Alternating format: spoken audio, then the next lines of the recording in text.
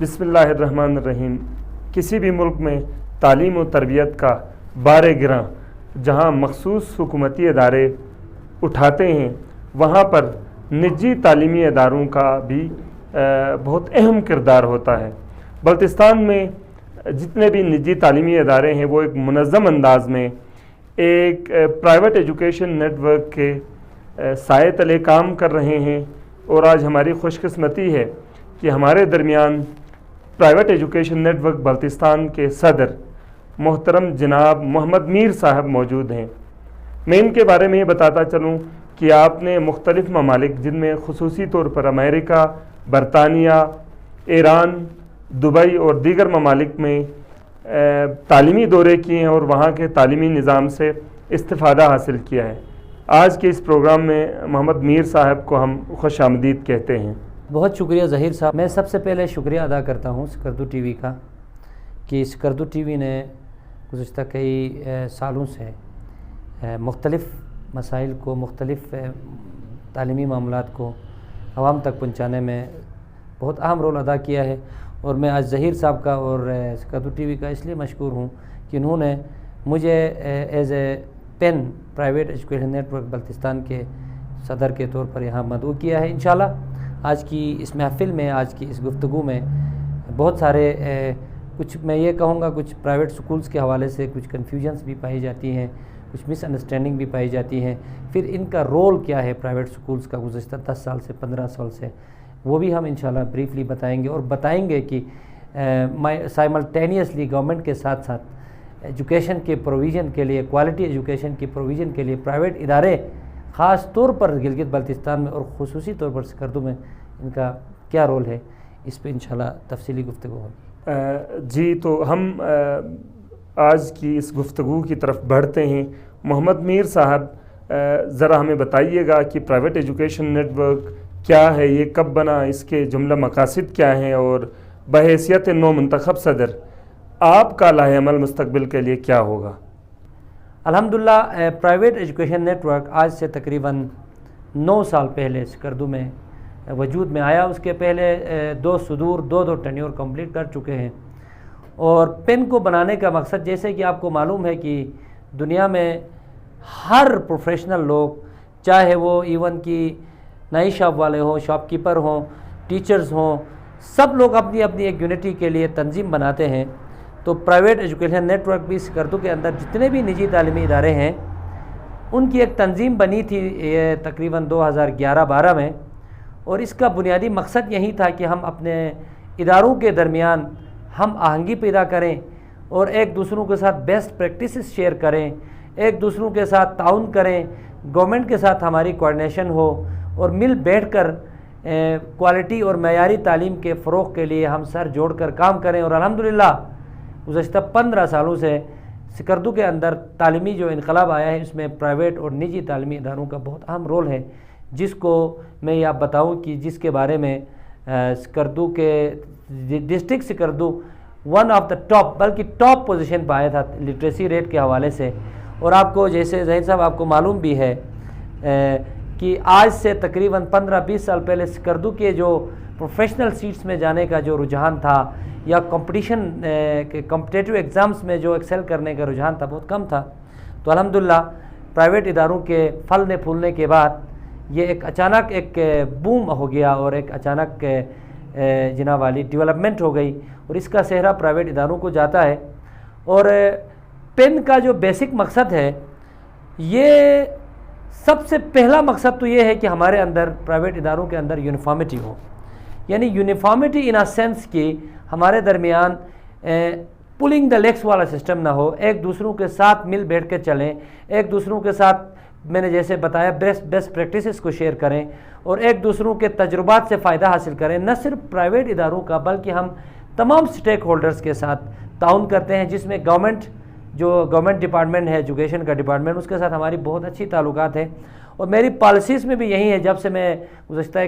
2-3 ہفتے ہو گئے میں صدر بنا ہوں اس کا، بلا مقابلہ میں تیسرا صدر ہوں پین کا، تو میرا پہلی پرائرٹی یہی ہے کہ تمام سٹیک ہولڈرز کو آن بورڈ لے لوں، جس میں گورنمنٹ ڈپارٹمنٹ ہے، جس میں پرائیویٹ ادارے ہیں، اور جس میں گلگت کے ہمارے سکولز ہیں، اور جس میں ایجوکیشن ڈپارٹمنٹ کے ڈپٹی ڈائریکٹر اور ڈائریکٹر ایجوکیشن جناب میں نام لینا چاہتا ہوں نذیر صاحب، جو کہ بہت ہی سینسیئر انسان ہیں تعلیم کے فروغ کے لیے، ان کی خدمات کسی سے ڈھکی چھپی نہیں۔ انشاءاللہ ہم مل بیٹھ کر اس کشتی کو پار کریں گے اور تعلیمی میدان میں ہم ایک دوسروں کی سپورٹ کریں گے، اور انشاءاللہ آنے والا جو دور ہے وہ یہی ہے کہ جب تک آپ کوالٹی ایجوکیشن نہیں دے دیں گے آپ کچھ بھی نہیں کر سکتے ہیں۔ تو کوالٹی ایجوکیشن کے لیے ہم مل بیٹھ کے ایک دوسروں سے تعاون کریں گے۔ سر تھوڑا سا بتائیے گا، حال ہی میں ہم نے پرائیویٹ ایجوکیشن نیٹ ورک کی طرف سے ایک ڈیسیجن ہم نے دیکھا کہ جو گرمیوں کی چھٹیاں ہیں وہ عموماً ہمارے پاس جولائی 15 سے 5 اگست تک ہوتی تھیں، اس دفعہ آپ کی طرف سے ایک ڈیسیجن آیا ہے کہ چھٹیاں 5 اگست سے ہوں گی۔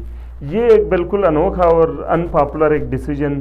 یہ کیسے آیا اور اس کے پیچھے آپ کی کیا حکمت عملی ہے، ہمارے ناظرین کو بتائیے گا۔ This is really very good questions, اور اس حوالے سے بہت سارے اور بھی دوستوں نے ہم سے سوال کیا تھا، تو میں آج اس کو کلیئر کرنا چاہتا ہوں۔ جیسے کہ آپ سب جانتے ہیں کہ کرونا کی وجہ سے ہم بڑے سفر ہوئے 2 سال، یعنی یہ سمجھیں کہ تعلیمی معاملات کافی سفر ہوئے تھے، اور اس کی جو ہے ریمیڈیل ایکٹ کے لیے یا اس کی ہم کمپنسیشن کے لیے اس کو کمپنسیٹ کرنا یا اس کے برابر جو ہے نا جو تعلیمی سال ہمارا ضائع ہوا ہے، اس کے لیے ہم نے اس سے پہلے بھی ہم نے کوشش کی کہ لوکل چھٹیز کو بھی ہم کم سے کم کریں اور تعلیمی سیشن کو بڑھائیں۔ تو اس سال یہ آ رہا تھا، پرابلم یہ تھا کہ جیسے کہ آپ کو معلوم ہے 2 یا 3 اگست سے محرم شروع ہو رہا ہے۔ بلتستان ایک ایسا علاقہ ہے جہاں میرے خیال میں محرم کے ایام میں پڑھائی بہت ہی، یعنی یہ سمجھیں کہ پڑھائی کا رجحان بہت کم ہوتا ہے سکولوں سے لے کر گھروں تک۔ تو ہم نے یہ فیصلہ اس لیے کیا، یوجولی ویسے 15 جولائی سے 1 اگست تک چھٹیاں ہوتی تھی، ہم نے وقت بچانے کے لیے، اپنے بچوں کا قیمتی وقت بچانے کے لیے، پیرنٹس کا وقت بچانے کے لیے زیادہ سے زیادہ اکیڈمک جو ہے ایکٹیویٹیز اور اکیڈمک جو ہمارے ایئرز ہیں یا زیادہ ڈیز ہیں ان کو زیادہ یوٹیلائز کرنے کے لیے ہم نے یہ فیصلہ کیا کہ تقریباً ہم نے کیلکولیٹ کیا تھا، ہماری کیبنٹ میں یہ 3 میٹنگز کے بعد ہم یہ ڈیسیژن کر چکے ہیں کہ ہم نے کیلکولیٹ کیا تقریباً 2 اگست سے لے کر 14 اگست تک 7 سے 8 چھٹیاں آ رہی ہیں۔ ان چھٹیوں کے علاوہ آپ کو پتہ ہے کہ محرم میں ہاف ڈے کا کانسیپٹ ہے کہ مجلسیں ہوتی ہیں، ظاہری بات ہے اسکردو میں محرم کے ایام میں ہمارے زیادہ تر جو ہے سکولز میں ہاف ڈے ہوتی ہے۔ تو ہم نے یہ سوچا کیوں نہ ہم ان چھٹیوں کو ضم کر کے پیرنٹس کے قیمتی 15 سے 20 دن بچوں کے بچائیں، ٹھیک ہے نا۔ اس لیے ہم نے یہ چھٹی 5 اگست سے لے کر 20 اگست تک کیا۔ ویسے بھی کلائمیٹ چینج کی وجہ سے گرمیوں کا پتہ نہیں چلتا، اس وقت بھی دیکھیں مئی جون کا مہینہ ہے، ہم کل 2 دن پہلے کوٹ پہن رہے تھے۔ تو باقی ہمارا مین جو پرپس ہے، ہم ریکویسٹ کرتے ہیں کہ ہمارے باقی سٹیک ہولڈر بھی اس پہ سوچیں۔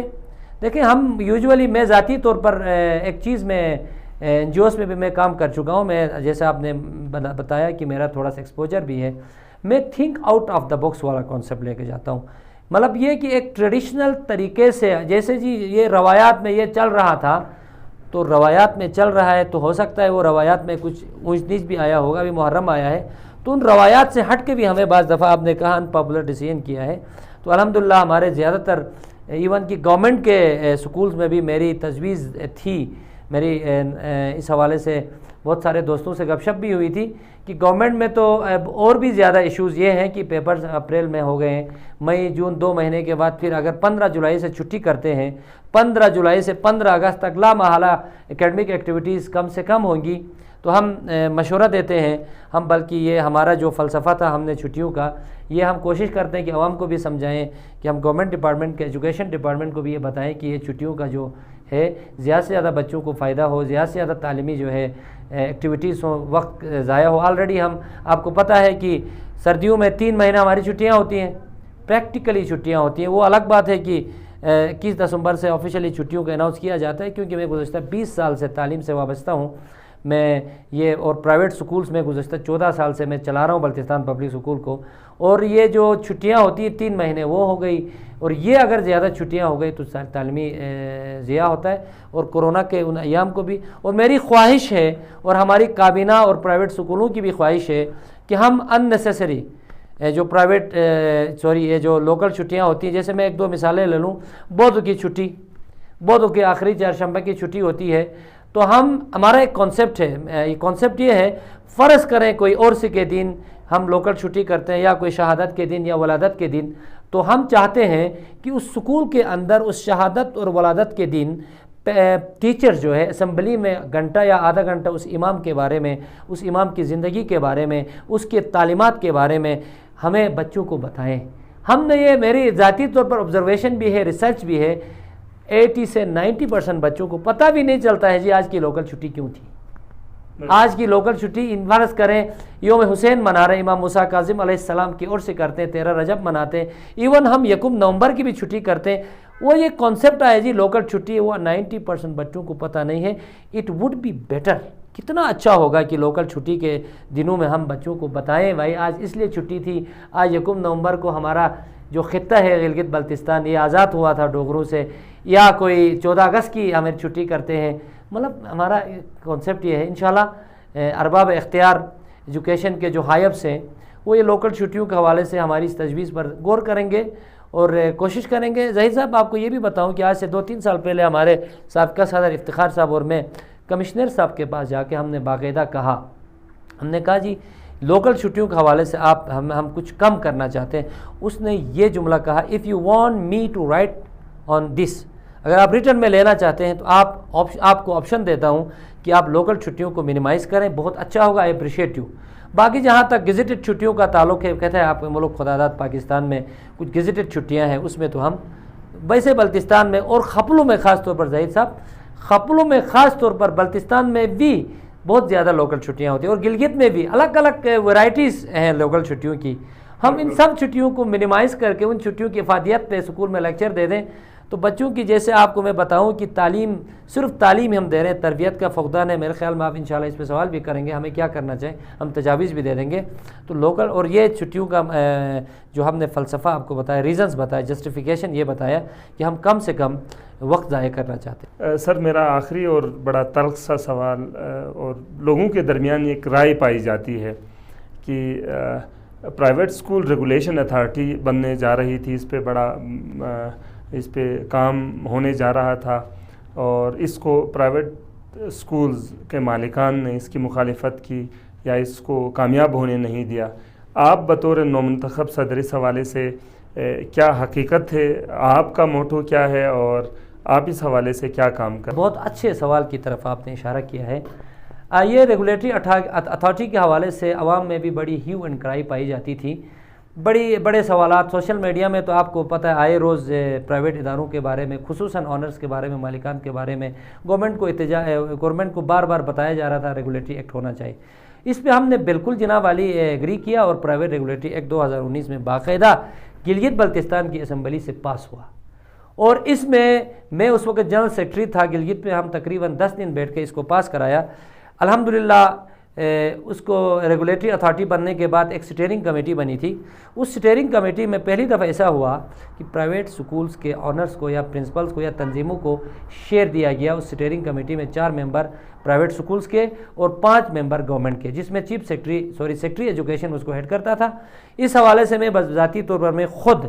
2 دفعہ میٹنگز اٹینڈ کر چکا ہوں، اور اس میں جو پری میچورلی جو باتیں تھی، ڈسکشن تھی، وہ ہو چکے تھے۔ میں خود حیران ہوں ظہیر صاحب کیا رکاوٹیں آ رہی ہیں۔ وہ جو سوشل میڈیا پہ چیخ و پکار کرنے والے سوشل ایکٹیوسٹ آج وہ پرائیویٹ ریگولیٹری اتھارٹی کے بارے میں ان کو سانپ سونگھ گیا ہے، کیا ہو گیا، وہ خاموش ہیں۔ میں چاہتا ہوں ایز اے صدر پن کہ پرائیویٹ ریگولیٹری اتھارٹی پہ کام ہونا چاہیے، اس پہ فاسٹ جو پرومپٹلی سیکرٹری ایجوکیشن اس پہ میٹنگ بلائیں، ڈائریکٹر DG صاحب جو ہے اس پہ میٹنگ بلائیں، اور اس پہ جناب والی جو موڈلٹیز تھے سٹیئرنگ کمیٹی کی موجودگی میں طے ہونا ہے وہ طے ہو جائیں۔ تو ہم خود چاہتے ہیں کہ ریگولیٹ ہو جائیں، ہم خود چاہتے ہیں کہ جو آپ پیرنٹس کے ایشوز ہیں، معاملات ہیں،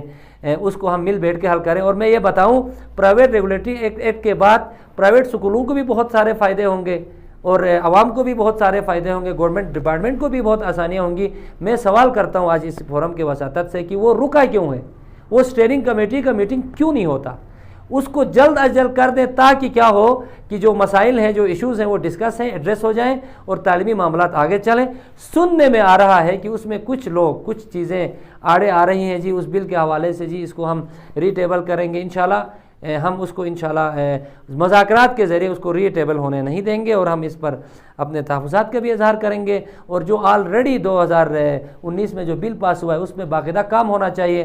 تاکہ پرائیویٹ سکول ریگولیٹ ہوں اور فیس کے حوالے سے بہت جو ہیو اینڈ کرائی پائی جاتی ہے ظہیر صاحب، اس کے حوالے سے ہم تیار ہیں۔ بلتستان کے اندر، گلگت بلتستان کے اندر جو فیسز لیتے ہیں اس کی شرح پنجاب اور دوسرے ڈاؤن کنٹریز میں جو فیس لیتے ہیں، تاکہ ہمارے عوام کو بھی پتہ چلے۔ میں آخر میں ایک یہ جملہ کہوں گا کہ سب سے سستی اور سب سے معیاری تعلیم میں دعویٰ کے ساتھ کہہ سکتا ہوں کہ اس وقت پورے پاکستان میں گلگت بلتستان میں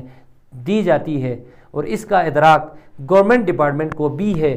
ہمارے جو ڈائریکٹر صاحب ہیں، 2 ڈائریکٹر صاحب ہیں، 2-3 دفعہ برملا محفلوں میں اظہار کر چکے ہیں کہ آپ نے ہمارا بوجھ کم کیا ہوا ہے تعلیمی۔ اسٹیٹ کی ذمہ داری ہے تعلیم کو دینا۔ اس وقت اسٹیٹ تعلیم سکردو کے اندر ہمارے پاس تقریباً 40,000 بچوں کو پرائیویٹ سکول جناب والی تعلیم دے رہا ہے کم فیسز پہ، اور تقریباً ہمارے پاس 35 سے 4,000 ہم ٹیچرز کو ہم جابس دے رہے ہیں۔ تو اس کا ادراک ڈپارٹمنٹ آف ایجوکیشن کو بھی ہے، اس کا ادراک گورنمنٹ آف پاکستان کو بھی ہے، اور اس کا ادراک سب کو ہے۔ تو ہم یہ چاہ رہے ہیں کہ پرائیویٹ سکولوں کے ساتھ تعاون کیا جائے۔ جیسے مجھے انتہائی خوشی حاصل ہے کہ جب سے نذیر صاحب آئے کہ ہمیں آن بورڈ لینا شروع کیا ہے، 2 دفعہ جناب والی 2 ایکٹیویٹیز میں ہمیں شامل کیا، اس سے پہلے کوئی ایسی نظیر نہیں ملتی تھی۔ انشاءاللہ ہم بھرپور تعاون کریں گے پرائیویٹ سکول جو ہے گورنمنٹ کے ساتھ، اور مل بیٹھ کے سب کا مقصد۔ میں ایک چیز بتانا چاہتا ہوں بحیثیت پن صدر کے، گورنمنٹ کا بچہ بھی میرا بچہ ہے، پرائیویٹ سکول کا بچہ بھی میرا بچہ ہے۔ اگر میں پازیٹیولی اس آئیڈیاز کو لے کر اس کی پروپیگیٹ کروں، اور گورنمنٹ کے بھی اور پرائیویٹ کے تمام پرنسپلز کو یہ ان کے ذہن میں یہ بات ڈالی جائے، بھائی تعلیم دینا، تعلیمی جو ہم ایکٹیویٹیز کر رہے ہیں یا تعلیمی ہم سرگرمیاں کر رہے ہیں یا ہم سکول میں پروویژن کر رہے ہیں تعلیمی، تو اس کے حوالے سے ہم یہ بتائیں سب بچوں کو اپنا سمجھیں تو یہ اختلافات ختم ہو گئے۔ بہرحال کوئی ایسی بات نہیں ہے کہ پرائیویٹ گورنمنٹ سیکٹر میں کوئی اختلاف نہیں ہے۔ آخر میں ایک دفعہ پھر میں آپ کا شکریہ ادا کرتا ہوں کہ اہم مسائل کی طرف آپ نے آج توجہ دلائی، اور مجھے امید ہے کہ سامعین جو ہے میں کافی معلومات ان کو ملی ہوں گی چھٹیوں کے حوالے سے بھی ریگولیٹری اتھارٹی کے حوالے سے۔ Thank you. یقیناً معیاری تعلیم و تربیت کے فروغ میں نجی تعلیمی اداروں کا بہت بڑا ہاتھ ہے، اور ضرورت اس امر کی ہے کہ حکومتی تعلیمی ادارے اور نجی تعلیمی ادارے مل کر ایک دوسرے کے ساتھ شانہ بشانہ اس تعلیم و تربیت کے عمل کو مزید فعال بنانے کے لیے کام کریں۔ اگلے پروگرام تک اجازت دیجیے۔ اللہ حافظ۔